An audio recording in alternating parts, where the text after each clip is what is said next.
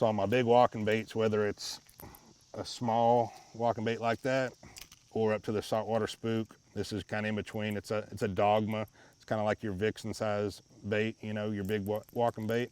I'm throwing it on 40-pound braid wherever I go. I don't care if I'm at Champlain and it's crystal clear, or I'm at Fork and it's muddy. 40-pound braid.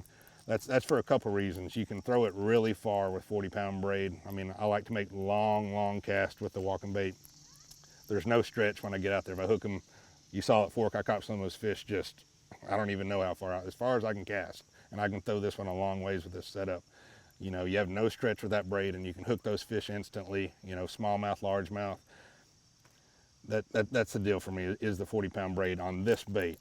And I'm throwing it on a Halo HFX 7-foot medium cranking rod is the deal for me. You know, I'm a big guy on because of the braid, I like the parabolic bend. I know you can't see that, but it's really parabolic. You saw that at Fork. I mean, those fish, it looked like I was, you know, throwing a spaghetti noodle out there, but that's because of the braid. You know, I don't want those fish pulling off. Half of them will have it on their head or underneath them or over here, especially with the smallmouth at Champlain. They just, you know, y'all guys know how they hit. They're psychos. They just blow up on it. And you'll have a lot of them have hooked on the outside. So just that parabolic action of that cranking rod keeps those fish pinned up.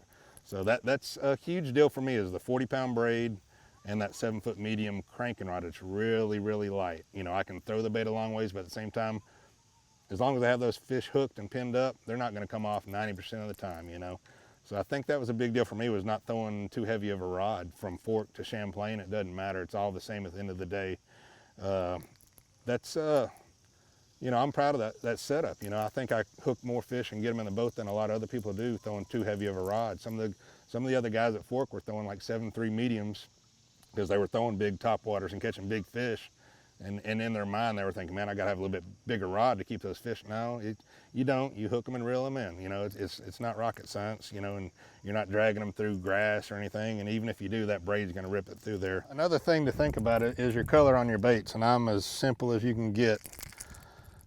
I throw whites, like this one, like a bone color. You know, any kind of whitish, bonish. And I throw you know, like a brim color, you know, whether it's a sunfish pattern or you know, any kind of that, you know, orange, greenish color. When I'm around brim beds, clearer water, I'll throw that sunfish color a lot, you know. But on my walking baits, man, it's white and black. I like a bone one and a black one. That's it, you know. There's a few places you'll go where the water is crystal clear. I mean, clear. And I'll throw a clear bait, you know, a straight clear topwater, a straight clear walking bait. And schooling fish a lot too will eat that clear one. But for the most part, it's that white and a black. And even on the popper, I've had great success with a black popper, a straight black popper. Smallmouth, man, they love a little black popper. It's I don't know what they think it is, but they love a little black popper. A lot of times I'll go behind people that are probably throwing a white popper and catch them.